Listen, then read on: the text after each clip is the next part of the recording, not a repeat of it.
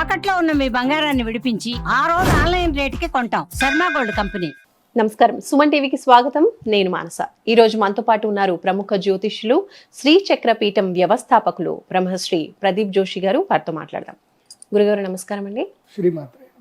గురుగారు, ధర్మస్థల గురించి చాలా పెద్ద ఆరోపణ చేశారు పారిశుద్ధ కార్మికుడు.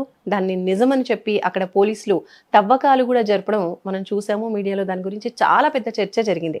అయితే ఆ సమయంలో మీరు చెప్పారు, సుమన్ టీవీ మాట్లాడినప్పుడు సుమన్ టీవీతో మీరు చెప్పారు, అక్కడ అలాంటివి ఏమీ జరగవు, ఆ ఎవరైతే పారిశుద్ధ కార్మికుడు చెప్పాడో అవన్నీ కూడా అవాస్తవాలు అని చెప్పి మీరు చెప్పారు. సో ఇప్పుడు అదే తేలింది. దీని గురించి మీరేం చెప్తారు? శ్రీ గురుభ్యో నమః. శ్రీమాత్రే నమః. ధర్మస్థల పేరులోనే ధర్మం ఉంది. అది చాలా మహాద్భుతమైన పుణ్యక్షేత్రం.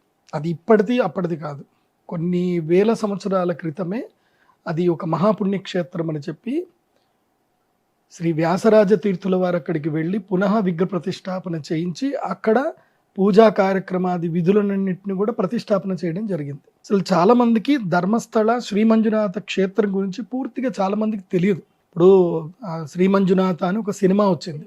ఆ సినిమా వచ్చేంత వరకు తెలుగు వాళ్ళకు కూడా తెలియదు. ఎందుకోసం అంటే మనందరికీ మెగాస్టార్ చిరంజీవి అంటే మనందరికీ చాలా ఇష్టం. ఆయన శివుడిగా ఒక యాక్టింగ్ చేసినప్పుడు మనం ఇదేదో మంచి వినోదాత్మకమైన చిత్రం అన్నట్టు మనం అందరం వెళ్ళాము. అది ఆధ్యాత్మిక వినోదాత్మకం కాకుండా అది వాస్తవమైనటువంటి ప్రదేశం అది. ఆ తర్వాతనే అయ్యప్ప స్వాములు కానీ, ఇప్పుడు అయ్యప్ప స్వాములు శబరికి వెళ్ళేటప్పుడు ఏంటంటే ఒక టూర్ ఒక లైన్ వేసుకుంటారు అన్నమాట. అవును, ఆ టూర్ లైన్ వేసుకున్నప్పుడు అందులోపల ధర్మస్థల కూడా ఫస్ట్ బిగినింగ్లో అక్కడి నుంచి స్టార్ట్ అవుతుంది. హంపి, తర్వాత ధర్మస్థలము, తర్వాత ఈ గోకర్ణము, మురుడేశ్వరము, తర్వాత ఉడిపి, తర్వాత ధర్మస్థలము, ఇవన్నీ ఒక లైన్ వేసుకొని వెళ్తారనమాట. అవన్నీ చూసుకుంటూ అయ్యప్ప స్వామి దర్శనం చేసుకొని రిటర్న్ ఫ్లైట్ ఎక్కువ, ట్రైన్ ఎక్కువ, డైరెక్ట్ వచ్చేస్తారు. సో ఇది అప్పటి నుంచి ఏంటంటే ఇది వచ్చిన తర్వాత అందరి యొక్క టూర్లలో అంటే తీర్థయాత్రల్లో ధర్మస్థలం ఒకటి యాడ్ అయింది. అసలు మీరందరూ కూడా ఫస్ట్ ఒక విషయం బాగా తెలుసుకోవాలి. మీడియా వాళ్ళు కానీ ప్రజలు కానీ ఫస్ట్ ఇది బాగా మీరు ఒకటి తెలుసుకోండి. ఇప్పుడు ఈనాడు జర్నలిజం స్కూల్ ఉంది. ఈనాడు జర్నలిజం స్కూల్లో ఈ వార్త వచ్చిన తర్వాత నేను అబ్జర్వ్ చేసింది ఏంటంటే కొన్ని టీవీల్లో అంటే కొన్ని ఛానల్స్ ఉన్నాయి. స్పెసిఫిక్గా అయితే నాకు మా అన్నయ్య అక్కడనే చదువుకున్నాడు, ఈనాడు జర్నలిజం స్కూల్లోనే మా అన్నయ్య చదువుకున్నాడు. మా అన్నయ్య ఇప్పుడు ఒక పత్రికకి చీఫ్ ఎడిటర్ కూడా. సో నేను చాలామంది చూశాను, ఆ ఈనాడులో మాత్రం ఈ వార్త అసలు కేర్ చేయలేదు. ఎందుకోసం అంటే ఇది ఒక్కటి బాగా గుర్తుపెట్టుకోండి, ప్రజలు కూడా బాగా గుర్తుపెట్టుకోవాలి.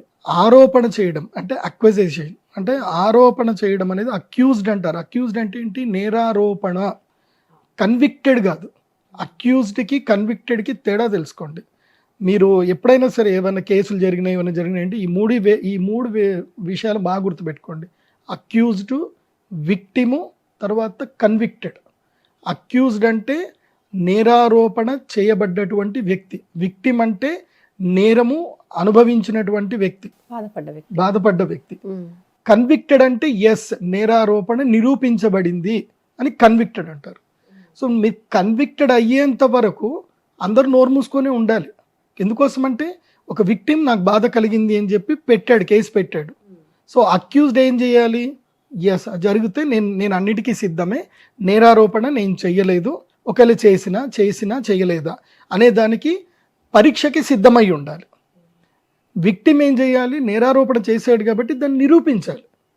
ఆ నిరూపించడానికి పోలీసులు సహకారం చేయాలి. ఇది మన యొక్క చట్టం. కానీ ఇప్పుడు ఏమైంది? ఎవడో ఒకడు వస్తాడు, విక్టిమ్ వస్తాడు, నేరారోపణ చేస్తాడు. పోలీసులు దాన్ని పరిశోధన చేయకముందే, దాన్ని ఛార్జ్షీట్ చేయకముందే దీని కంప్లైంట్ కాపీని పట్టుకొని ఇది వాస్తవం అనేటట్టుగానే మొత్తం ప్రమోషన్ చేయడం స్టార్ట్ చేస్తారు. ఇక ఇక్కడ అక్యూజ్డ్ అనేటువంటి కన్విక్షన్ చేసి పడేస్తారు. ఇంకా వాడు ఇక్కడ ప్రపంచంలో తిరగకూడదు. ఇంకా నేరారోపణ జరిగింది అక్కడి వరకు పెట్టుకోవాలి. చాలామంది ఏం చేస్తారు అంటే దీన్ని క్యాష్ చేసుకునే ప్రయత్నం చేస్తారు. ఇదే బ్లాక్మెయిలింగ్ థియరీ. అక్కడ నేరారోపణ జరిగిందంటే చాలు, వెళ్తారు, ఆర్టీఏ పెడతారు, ఆ కంప్లైంట్ కాపీ మాకు కావాలంటారు, కంప్లైంట్ కాపీ తీసుకుంటారు. అది కంప్లైంట్ మాత్రమే, జడ్జిమెంట్ కాదు. కంప్లైంట్ అంటే ఏంది? నేరారోపణ.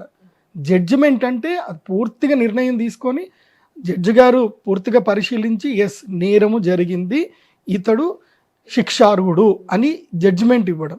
అది జడ్జిమెంట్లో శిక్షార్హుడా శిక్షకి అర్హుడు కాదు అనేది జడ్జిమెంట్ వచ్చిన తర్వాత అది మీరు పబ్లిక్కి చెప్పండి. అవును, ఫైనల్ జడ్జిమెంట్ మీరు చెప్పండి పబ్లిక్కి, అది ఓకే, అది ఒప్పుకుంటారు. కానీ ప్రతి కంప్లైంట్ని తీసుకెళ్ళి, అంటే ముఖ్యంగా సెలబ్రిటీస్ మీద, పెద్ద పెద్ద దేవస్థానాల మీద ఇట్లాంటివి కంప్లైంట్స్ వస్తే ఇవి తీసుకెళ్ళి పబ్లిక్ చెప్పేయడమేనా? మళ్ళీ దాని లోపల ఏంటంటే వచ్చా, గిచ్చా, చచ్చా, అంటే జరిగి ఉండొచ్చా, లేనొచ్చా, ఇవన్నీ అచ్చా చిచ్చాలు ఎందుకు నాకు అర్థం కాదు. దీనివల్ల ఇప్పుడు ఆ ఊరు వాళ్ళు కూడా, ఇప్పుడు మన కెమెరామెన్స్ వెళ్ళారు, మన కెమెరామెన్స్ చూశారు కూడా, అక్కడ ఎంతమంది చెప్పారు, ఊరి వాళ్ళందరూ కూడా బాధపడుతున్నారు, అసలు మా ఊర్లో అట్లాంటిది ఏం లేదండి అని చెప్పి ఆ గ్రామ పంచాయతీ సెక్రటరీ కూడా ఇంటర్వ్యూ ఇచ్చాడు, పంచాయతీ సర్పంచ్ కూడా చెప్పాడు. కానీ ఎవడు పట్టించుకోలే, అది మాత్రం ఏ మీడియాలో చూపించాలి. ఒక గ్రామ పంచాయతీ సర్పంచ్ మా ఊర్లో అట్లాంటివి ఏమీ జరగలేదు, అలాంటివి ఏమీ లేదు, మేము ప్రతిదీ ఎవరు చనిపోయినా మేము పంచనామా చేసాము, ప్రతిదీ రికార్డులో ఉంది అని కూడా ఆయన రికార్డ్స్ కూడా చూపించాడు. ఒకవేళ ఎవరైనా ఇప్పుడు కాశీ ఇలాంటి క్షేత్రంలోనూ చనిపోతారు, ఇక్కడైనా పుణ్యక్షేత్రంలో ఎవరైనా సడన్గా అక్యూట్ అటాక్ అయ్యి చనిపోతారు, లేకపోతే వాళ్ళు సూసైడ్ చేసుకోవచ్చు, ఎన్నో జరుగుతాయి, మనం ఎన్ని చూడట్లేదు. చాలామంది మానసిక బాధతోటి, అప్పులతోటి హోటల్ రూమ్లలో సూసైడ్ చేసుకొని చచ్చిపోయిన వాళ్ళు చాలామంది ఉన్నారు. అలాగని చెప్పి ఆ ప్రదేశాన్ని మొత్తం కూడా ఎవరో హత్య చేశారనో, ఇది పూర్తిగా నేరారోపణ మాత్రమే, నిరూపణ కాదు, అక్కడ ఆరోపణ. అందుకే పబ్లిక్ బాగా ఇది చూసుకోండి. ఎందుకోసం అంటే సెలబ్రిటీస్ అందరికి ఇదే బాధ, ఎవడో ఒకడు వెళ్తాడు, ఏదో ఒక దిక్కుమాల కంప్లైంట్ ఇచ్చేస్తాడు, ఇక వాళ్ళని బ్లాక్మెయిల్ చేస్తారు. ఇప్పుడు కంప్లైంట్ ఇస్తే కంపల్సరీ వీళ్ళు కోర్టుకు తిరగాల్సిందే, వాళ్ళు తప్పు చేయకున్నా వాళ్ళు వేస్తారు, వాళ్ళు ఏది వాళ్ళకి అపోజిషన్లో వీళ్ళు ఏమి వేయాలో కోర్టులో తీర్మానం వేస్తారు, అంతా చేస్తారు. కానీ ఈ జడ్జిమెంట్ వచ్చేసరికి 10 ఏళ్ళు అవుతుంది. ఈ 10 ఏళ్ళ వరకు వీళ్ళకి మానసిక క్షోభ. నేను ప్రభుత్వ అధికారులకి, ఇప్పుడున్నటువంటి ఎవరైతే నాయకులు ఉన్నారో, ముఖ్యంగా న్యాయాధీశులకు మేము చెప్పేది ఏంటంటే, మీరు అక్యూజ్డ్ ప్రొటెక్షన్ కూడా ఇవ్వండి, విక్టిమ్ ప్రొటెక్షన్ ఇచ్చినట్టుగా అక్యూజ్డ్ కూడా ప్రొటెక్షన్ ఇవ్వండి. అన్లెస్ దే ఆర్ కన్విక్టెడ్, మీరు అక్యూజ్డ్ గురించి మీరు ఎక్కడ కూడా ప్రచారం చేయడానికి లేదు. Because unless the convicted you should not disclose the complaint copy. అది ఎవరికి కంప్లైంట్ కాపీ మీరు డిస్క్లోజ్ చేయదు, ఎందుకోసం అంటే ఒకళ్ళ పరువు మొత్తం పోతుంది కదా. అవును, పరువు నష్టం, గుడ్విల్ పోయిందంటే ఇంకా కంప్లైంట్ చేసుడు, పోయి మీడియాలో పోయి కూసునుడు, ఇక చెప్పుడు ఇక నన్ను అది చేసిండ్రు ఇది చేసిండ్రు అని. అది పాపం ఇప్పుడు కొంతమంది మీడియాలకి వాళ్ళకేదో టీఆర్పీలు వస్తాయని ఏదో వస్తాయని చెప్పి వాడు విక్టిమ్కి సంబంధించి అరవడానికి వాళ్ళు ఛాన్స్ ఇచ్చేస్తారు. కానీ ఫైనల్గా నష్టపోయేది ఎవరు? ఒక నిరపరాధే నష్టపోతాడు, మానసిక క్షోభ పెరుగుతుంది. ఒకవేళ అపరాధం చేశాడే అనుకుందాం, వాడికి శిక్ష పడుతుంటే ఎట్లాగో పడుతుంది కదా. వాడు అపరాధం చేయలేదు, మరి మీరందరూ దుష్ప్రచారం చేశారు, వాడు అపరాధం చేయలేదని వచ్చింది, మరి మీరు చేసిన దుష్ప్రచారం వల్ల వాడు పడ్డ మానసిక క్షోభకు మీరు ఏం చేస్తారు, ఏం జడ్జిమెంట్ ఇస్తారు మీరు? సో మీరు ఎవరిని కూడా అట్లా ఇబ్బంది పెట్టకండి, అన్లెస్ పూర్తిగా వాస్తవం బయటకు వచ్చేంత వరకు దయచేసి ఎవరిని ఇబ్బంది పెట్టకండి. ఇప్పుడు ధర్మస్థలంలో చాలామంది ఇది జరిగిందని చెప్పి, ఇక్కడ దుర్మార్గులు అని చెప్పి ఎంతోమంది చిన్నపిల్లల్ని ఇది అత్యాచారం చేశారని, వాళ్ళని చంపేశారని చెప్పి వాడేదో మొత్తం నోటికొచ్చింది చెప్పాడు. ఇప్పుడు వాడే రివర్స్ అయిపోయాడు, నాకు ఎవరో భయపెట్టారు చెప్పమని చెప్పారు అని వాడే అన్నాడని చెప్పి మనం న్యూస్లో చూసి. సో ఇప్పుడు ఒక్క వ్యక్తి చేయడం వల్ల ఆ వ్యక్తి మళ్ళీ ఒప్పుకున్నాడు. ఇప్పుడు వీడు ఒక సారీ చెప్పేసి వాడు తమిళనాడు వెళ్ళిపోయి వాడి ఇంటికి వెళ్ళి వాడు పడుకుంటాడు. మరి ఈ మధ్యలో జరిగిన ఈ డిస్కషను ఎంతమందికి ధర్మం మీద, అంటే మేము ఇన్ని రోజులు మేము అక్కడికి వెళ్ళాము, అక్కడ పూజ చేసాము, మేము హుండీలో డబ్బులు వేసాము, మీ ఇంత దుర్మార్గం జరిగిందా అన్న ఫీలింగ్లో ఏదైతే ఫీలింగ్స్ వచ్చిందో ఆ భక్తుల క్షోభంత ఎక్కడికి పోవాలి? పోలీసుల టైం వేస్ట్. ఇంత లోపల ఎంతమంది ప్రభుత్వ అధికారులు, దాదాపుగా ఒక పోలీస్ వ్యక్తి మీద ప్రభుత్వము ఏం లేదన్నా రోజుకు 1000 రూపాయలు ఖర్చు పెడుతుంది, ఒక కానిస్టేబుల్ మీద, ఒక వ్యక్తి మీద 1000 రూపాయలు ఖర్చు పెడుతుంది. అలాంటిది ఎంతమంది కానిస్టేబుల్స్, ఎంతమంది పోలీస్ సిబ్బంది, ఎంతమందికి క్షోభ, ఎంత ఇదంతా జరిగింది. ఎక్కడ జరిగినా విచారణ జరగాలి, విచారణ జరగకూడదని కాదు, తప్పకుండా ఎవరు కంప్లైంట్ చేసినా విచారణ చేయాల్సిన బాధ్యత చట్టానికి ఉంది, పోలీసులకు ఉంది, చేయాలి. కానీ దాన్ని అనవసరంగా రచ్చ చేయకండి, పూర్తిగా నిరూపణ కాక మునుపు రచ్చ చేయొద్దు. పోలీసులు వాళ్ళ డ్యూటీ వాళ్ళు చేశారు. అందుకే ఈ మొత్తము దీంట్లో ఏ పోలీసు కూడా ప్రెస్ స్టేట్మెంట్ ఇవ్వాల, ఏ పోలీస్ అధికారి కూడా ప్రెస్ స్టేట్మెంట్ ఇవ్వలే, ఏ పోలీస్ అధికారి కూడా ఏమీ మాట్లాడలేదు. ఎందుకోసం అంటే ఎంక్వైరీ చేద్దాం, ఎంక్వైరీ చేసిన తర్వాత మాట్లాడదాం, అంతే. ధర్మస్థలం యొక్క గొప్పతనం ఏందో చెప్తాను, జాగ్రత్త వినండి. ఎందుకోసం అంటే నేను అక్కడ 2.5 సంవత్సరాలు నేను అక్కడ ఉన్నాను, నేను అక్కడనే చదువుకున్నాను. నేను యూనివర్సిటీలో, మణిపాల్ యూనివర్సిటీలో చదువుకోవడానికి వెళ్ళినప్పుడు నేను కొంచెం యారోగెంట్గా ఉండేవాడిని, కొంచెం ఇష్టం వచ్చినట్టు కారు నడిపేయడము, కొంచెం యారోగెంట్గా ఉండేవాడిని. కానీ అక్కడికి వెళ్ళిన తర్వాత, ఆ ప్రదేశంకి వెళ్ళిన తర్వాత, నేను ధర్మస్థలకి మాకు సండే టైం దొరికిందనంటే హాలిడే దొరికితే ధర్మస్థలకి వెళ్ళేవాళ్ళం. అక్కడ ఎంత మంచి క్షేత్రం అంటే అక్కడికి వెళ్ళి ఆ నేత్రావతి నది పక్కన కూర్చొని మెడిటేషన్ చేసుకుంటే అసలు పీస్ ఆఫ్ మైండ్ వచ్చేస్తుంది. మీ యొక్క యాటిట్యూడ్ అంతా మారిపోతుంది. జనాలు కూడా చాలా పీస్గా ఉంటారు, ఎవ్వరు గొడవ పెట్టుకోరు, ఎవరు ఇది చేయరు. మీరు అక్కడ పోయి చూడండి, ఒక 1 month మీరు అక్కడ ఉండండి, మీకు హారన్ సౌండ్లు వినపడవు, అన్నెసెసరీ కొట్లాటలు ఉండవు, అసలు అక్కడ దొంగతనం అనే వర్డే వినపడదు మీకు. అసలు నేను అక్కడ చూస్తా కదా, ఎక్కడో అడవిలో పోయినట్టు అనుకుంటాం మనము, తీరా చూస్తే అక్కడ ఒక ఇల్లు ఉంటుంది, ఎక్కడెక్కడో దూరం ఇండ్లు ఉంటాయి, అన్ని ఇండివిజువల్ హౌసెసే ఉంటాయి. ఎక్కడ ఒక దొంగతనం వర్డ్ నేను విన్నది లేదు.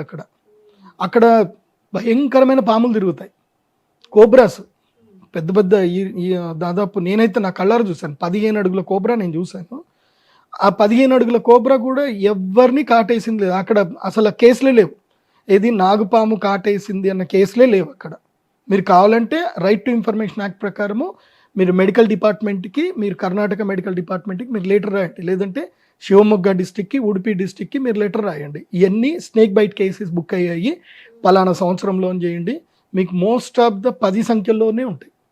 అది కూడా ఎవరో ఒకడు అప్పి తప్పు బయటోడు ఎవడో కావాలని పాములను చంపడమో దాన్ని కాలు పెట్టడమో ఉంటుంది, కానీ అసలు అక్కడ స్నేక్ బైట్స్ కేసులే ఉండవు. అంత ఆ పాములు కూడా ప్రశాంతంగా తిరిగే ప్రదేశం అది పీస్ ఆఫ్ ప్లేస్. అది జైనులు ఎక్కువగా అక్కడికి వచ్చి ధ్యానం చేసుకునే ప్రదేశం అది. ఈ భూమి మీద అంటే సనాతన ధర్మంలో, హైందవ ధర్మంలో కూడా హిందువులు కూడా ఒక భాగం, హిందూ ధర్మములో జైనులు కూడా ఒక భాగం. జైనులు ఎంత సాత్వికులు అంటే వాళ్ళు అసలు హింసను అస్సలు ప్రేరేపించరు.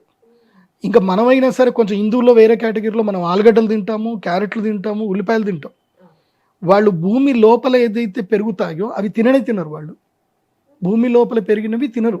జైన్ డైట్ అని ఒకటి ఉంటుంది, మీరు కావాలంటే ఎక్కడైనా హోటల్స్ మీద రాస్తారు, జైన్ డైట్ ఉంటుంది, జైన్ ఫుడ్ ఉంటుంది అని చెప్పేస్తున్నారు.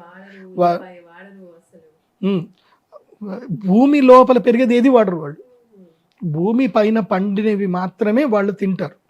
ఇక నాన్ వెజ్ సంగతి అసలు లేనే లేదు, ఇంకా గుడ్డు నాన్ వెజ్ అసలు మాటే ఉండదు. ఎందుకోసం అంటే వెల్లుల్లిపాయ తినరు, ఆలుగడ్డ తినరు, క్యారెట్ ముట్టరు, ఇంకేం ఉండవు అక్కడ. భూమి లోపల పెరిగిన ఏ వస్తువు ముట్టరు, వాళ్ళు అంత సాత్వికంగా ఉంటారు వాళ్ళు జైన్స్. మళ్ళీ వాళ్ళ బిజినెస్లో దిట్ట. మీరు భారతదేశంలో ఏ కమ్యూనిటీ దగ్గర ఎక్కువ డబ్బు ఉందని కానీ చూస్తే మార్వాడి జైన్స్ కమ్యూనిటీ దగ్గరనే ఎక్కువ ఉంటాయి డబ్బులు. వాళ్ళు అంత అద్భుతంగా బిజినెస్ చేస్తారు. మళ్ళీ బిజినెస్లో వాళ్ళు టాప్. భారతదేశంలో ఉండే టాపెస్ట్ చార్టర్డ్ అకౌంట్స్లోనూ వాళ్ళే ఉంటారు, భారతదేశంలో టాపెస్ట్ ఫినాన్షియల్ ఇన్స్టిట్యూషన్స్లోనూ వాళ్ళే ఉంటారు, భారతదేశంలో ఉండేటువంటి టాపెస్ట్ FMCG కంపెనీస్ వాళ్ళే ఉంటారు. జైన్స్కి మించిన FMCGs లేవు. వాళ్ళలో బిజినెస్, వాళ్ళ పిల్లలు పుట్టారు అంటే వాళ్ళకి నార్మల్ ఎడ్యుకేషన్ జస్ట్ ఆ స్కూల్ని ఏదంటే కనుక ఏదో సర్టిఫికేట్లు ఉండాలని చూస్తారు తప్ప వాళ్ళు మ్యాండేటరీ అసలు ఫీల్ అవ్వరు. వాళ్ళ ఇండ్లలో వాళ్ళ పిల్లలకి స్ట్రెస్ అనేది ఉండదు.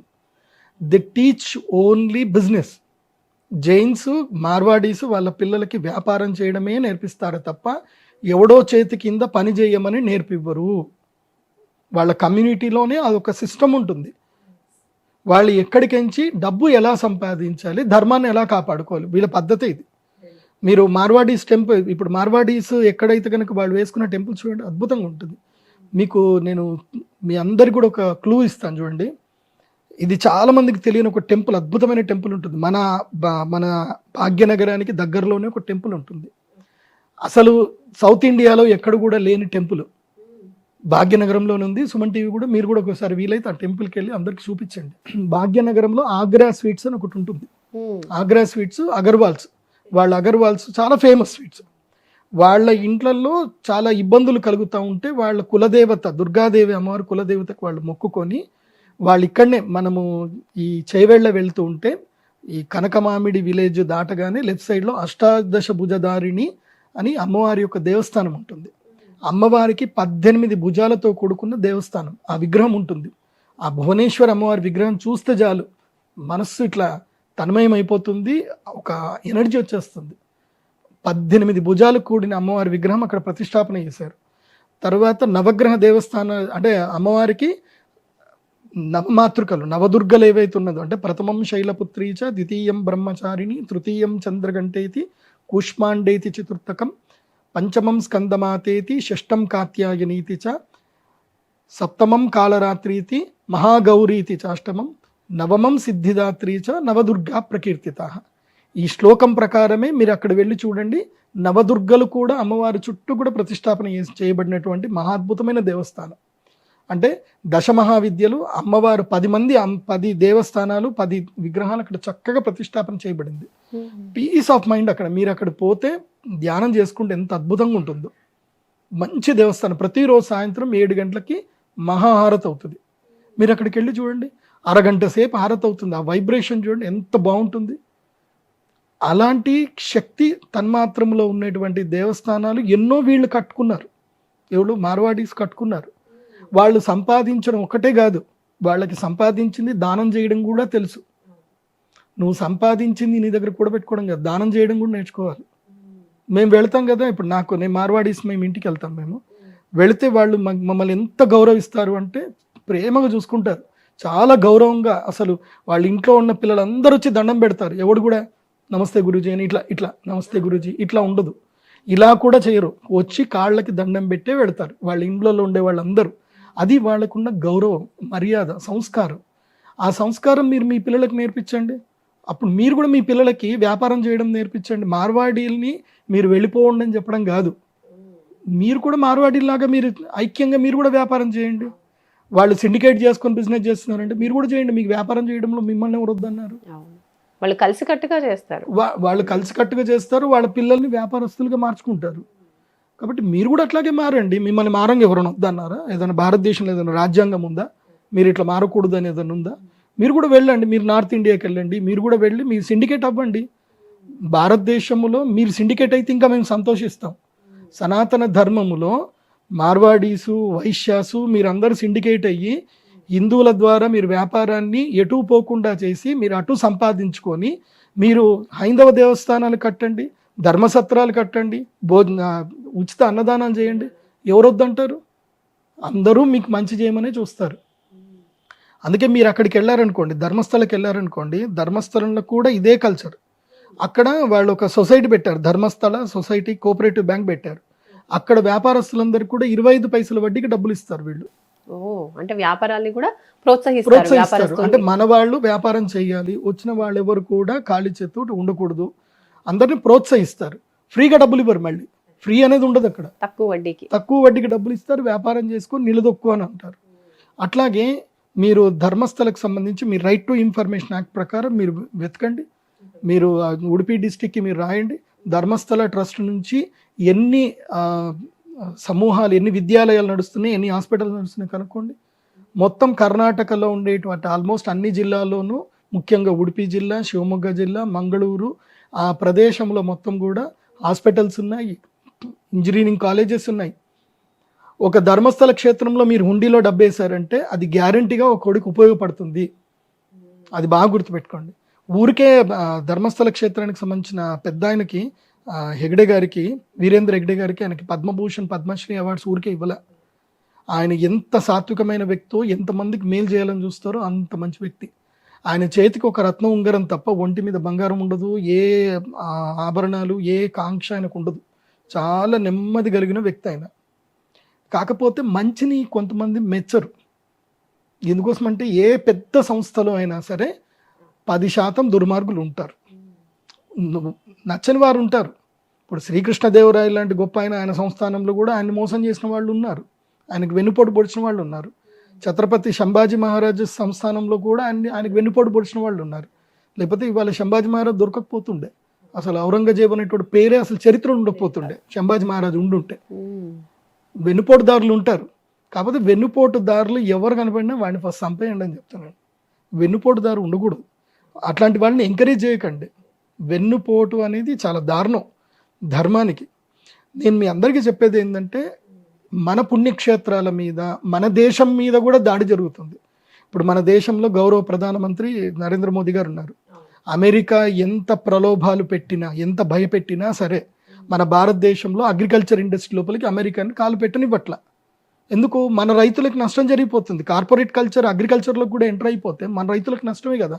మన రైతులందరూ ఇప్పుడు లేబర్లు అయిపోతారు. సేమ్ మళ్ళీ బ్రిటిష్ వాళ్ళు వచ్చినట్టే అయిపోతుంది. అందుకే భారతదేశంలో గౌరవ ప్రధానమంత్రి గారు దీన్ని ఎంట్రీ చేయలేదు. దానికే మన భారతదేశం మీద సుంకాలు వేస్తున్నారు. ఇప్పుడు దాని మీద ఏంది, ఎవడో ఒకడొక్కడు వచ్చాడు ఓట్ చోరీ అని అంటారు, మళ్ళీ ఏదో అంటారు. మళ్ళీ ఆల్రెడీ ఎలక్షన్ కమిషన్ చెప్తుంది, రాహుల్ గాంధీ గారు మీరు నిజంగా నేరారోపణ చేస్తే రండి కేసు పెట్టండి, మేము విచారణ చేస్తాం, మీరు రండి కేసు పెట్టండి. కంప్లైంట్ లేదు, కేసు లేదు, ఓన్లీ మీడియాలో చెప్పడం మాత్రం ఉంది. నిజంగా నీ దగ్గర తప్పు ఉంది అని నీ దగ్గర ఆధారాలు ఉంటే సుప్రీంకోర్టు ఉంది కదా, సుప్రీంకోర్టులో వెళ్ళి నువ్వు కేసు పెట్టు కదా. నేను ఎవరు వద్దన్నారు? సుప్రీంకోర్టులో ఒక కామన్ మ్యాన్ కూడా వెళ్ళి కేసు పెట్టొచ్చు. ఇది మన రాజ్యాంగం ఒక కామన్ మ్యాన్కి కూడా పవర్ ఇచ్చింది. మరి నువ్వు ఒక ప్రతిపక్ష నాయకుడివి, అంత గొప్పవాడివి, నువ్వు చేయాలి కదా. పోయి unfortunately I'm become a parliament member అంటే అది ఎంత దారుణం. అది నేను దురదృష్టవశాత్తు నేను పార్లమెంట్ మెంబర్ అంటే అది ఎంత దారుణం అది. అందుకే మన దేశం మీద ఇలాంటి దాడులు కూడా జరుగుతున్నాయి. మన యొక్క హైందవ దేవస్థానాల మీద కూడా ఇలాంటి దాడులు జరుగుతాయి. అట్లాగే మన హైందవ వ్యక్తుల మీద కూడా, సనాతన ధర్మాన్ని ప్రొటెక్షన్ చేస్తూ ధర్మ ప్రచారం చేసే వ్యక్తుల మీద కూడా ఇలాంటి నేరారోపణలు వస్తాయి, ఆరోపణలు వస్తాయి. ఆరోపణలు మీరు వాస్తవం అని నమ్మితే మనకి ఎవరైతే మనకి సపోర్ట్ చేస్తున్న వాళ్ళు ఉన్నారో వాళ్ళని మనమే కోల్పోతున్నట్టు లెక్క. ఇప్పుడు మొన్న నేను పవన్ కళ్యాణ్ గారి సినిమా చూశాను. నేను యాక్చువల్లీ థియేటర్కి వెళ్ళాను, ఓటీటీలో వచ్చింది. అప్పుడు ఆమె క్లియర్గా చెప్తుంది, ఎవరో ఒక అమ్మాయి చెప్తుంది, లాస్ట్ క్లైమాక్స్ ఫైట్లో చెప్తుంది, భగవంతుడే చెప్తున్నాడు ధర్మయుద్ధం చేయమని చెప్తున్నాడు, మీరు యుద్ధం చేయకుండా ఒక్క వ్యక్తి యుద్ధం చేస్తుంటే మీరు అందరూ చూసి చేతులు పట్టుకొని నిల్చున్నారని ఒక ఆడపిల్ల గట్టిగా అంటే అందరు కలిసి యుద్ధం చేస్తారు. యుద్ధం ఎప్పుడు అందరు కలిసే చేయాలి. ఒక్కడు యుద్ధం చేస్తే చూస్తూ కూర్చోకూడదు. ఆ యుద్ధం చేసేవాడు ఒకళ్ళు యుద్ధం చేస్తున్నాడు, ఆ యుద్ధం చేస్తున్నాడికి కష్టం వస్తే మాత్రం మీరు వాళ్ళకి ప్రొటెక్షన్ ఉండాలి, వెళ్ళి వాడిని కాపాడాలి. అలాగని చెప్పి ఎలాంటి న్యాయ విచారణ జరగకుండా, ఎలాంటి ఆధారాలు లేకుండా ఎటు దొరికితే అటు నోటికి వచ్చినట్టుగా వాగొద్దు. బాగా గుర్తుపెట్టుకోండి, నోటికి వచ్చినట్టు వాగకండి. మీకు ఏది కరెక్ట్ అనిపిస్తే అది మీడియాలో ప్రచారం చేయకండి. మీకు కరెక్ట్ వచ్చింది చెప్పకూడదు. ఏదైతే న్యాయానికి చట్టానికి అది రుజువు అవుతుందో అప్పుడు మీరు అది చెప్పండి, అది ధర్మం. అది అప్పుడు తప్పకుండా చెప్పాలి, అది మీ ధర్మం. మీరు అది చేయకుండా కూడా తప్పు. మళ్ళీ ఎందుకోసం అంటే ఒక దుర్మార్గుడిని ప్రపంచంలో తిరగనిస్తే కూడా తప్పే, కానీ వాడు దుర్మార్గుడు అని తీర్మానం జరిగిన తర్వాత చెయ్యాలి. తీర్మానం జరగలేదు అని అంటే వాడు, అది ఒకవేళ కోర్టు డిలే చేసింది అనుకుందాం, వాడు దుర్మార్గుడు అనుకుందాం, ప్రకృతి మాత్రం వాడిని వదిలిపెట్టదు కదా. దేవుడు అనేటువంటి వాడు ఉన్నాడు, వాడికి ఎక్కడైనా శిక్ష వేస్తాడు, గ్యారంటీగా శిక్ష వేస్తాడు.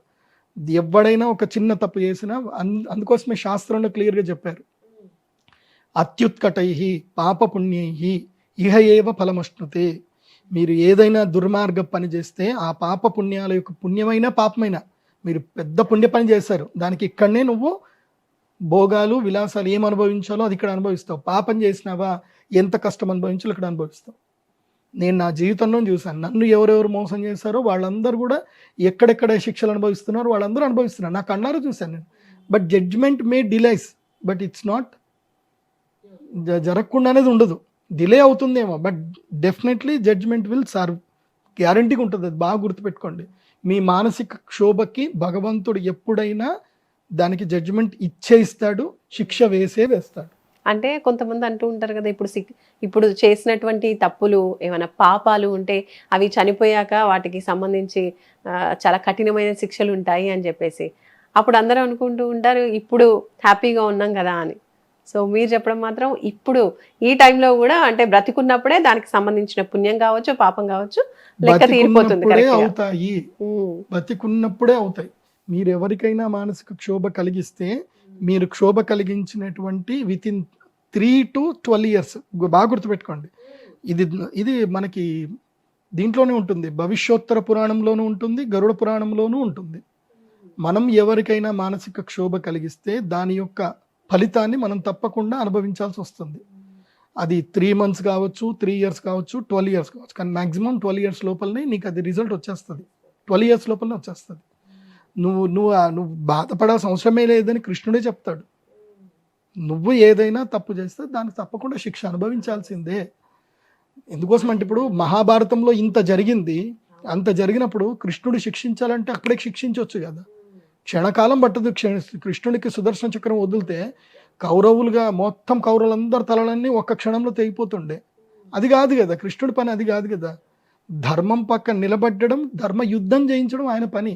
అర్జునుడితోటి యుద్ధం చేయించాడు అంటే అర్థమైంది, నువ్వు యుద్ధం చేయి, నేను ధర్మం, నేను ఎప్పుడు నీ పక్కనే ఉంటా, నువ్వు యుద్ధం మాత్రం చేయి, యుద్ధం చేయడం మాత్రం ఆపకు, నేను నీతోటే ఉంటా, నువ్వు యుద్ధం చేస్తే నేను నీతోటి ఉంటా. కాబట్టి ధర్మం పట్ల మీరందరూ నిలబడండి, యుద్ధం చేయండి. అలాగే ధర్మానికి ఎవడైనా క్షోభ కలిగిస్తున్నా సరే గట్టిగా నిలబడండి. మొన్న ఇది జరిగినప్పుడు కూడా నేను చెప్పా, వచ్చా గిచ్చా చచ్చా ఇవన్నీ కాదు, అక్కడ ఏదైనా జరిగితే లెట్ ద ఎంక్వైరీ హ్యాపెన్, అది మొత్తం జరగని, జడ్జ్మెంట్ రాని, అప్పటిదాకా ఆగండి అని చెప్పా. ఏం లేదు, ముందుకే జరిగిపోయింది, అంత అయిపోయింది, తేలిపోయింది. కాబట్టి భవిష్యత్తులో భారతదేశానికి కూడా ఇప్పుడున్నటువంటి ప్రభుత్వం పడిపోవడానికి కూడా కొన్ని ఆరోపణలు వస్తాయి. ఎవ్వరు ప్యానిక్ అవ్వకండి. ఎందుకోసమంటే అమెరికా వాడు చేసే పనే అది. మన దేశంలో వాడికి తోలుబొమ్మ ఉండాలి. వాడి ప్రతి దేశంలోనూ ఒక తోలుబొమ్మను పెట్టుకుంటాడు, వాడు తోలుబొమ్మను పెట్టుకుని ఆడిస్తాడు. కానీ మన స్వామి అట్లా కాదు కదా, మన మోదీ గారు అట్లా కాదు కదా. ఆయన మొత్తం అందరినీ ఆయన ఆడిస్తాడు. ఆయన్ని ఆడిద్దాం అనుకుంటే మాత్రం ఆయన ఎట్లా ఆడించాలో ఆడిస్తాడు. కాకపోతే మనం ఆయనతోటి ఎప్పుడు మనం సపోర్టివ్గా ఉండాలి. మోదీ గారితో మనం ఎప్పుడు సపోర్టివ్గా ఉండాలి. మన దేశ ప్రధానికి మనం ఎప్పుడు సపోర్టివ్గా ఉండాలంటే ఏవైతే అవాస్తవికమైన వార్తల్ని మనం స్ప్రెడ్ చేయకూడదు, అది మనం పాటించాలి. ఒక మంచి మెసేజ్ అందించారు నిజంగా చాలా మందికి కూడా.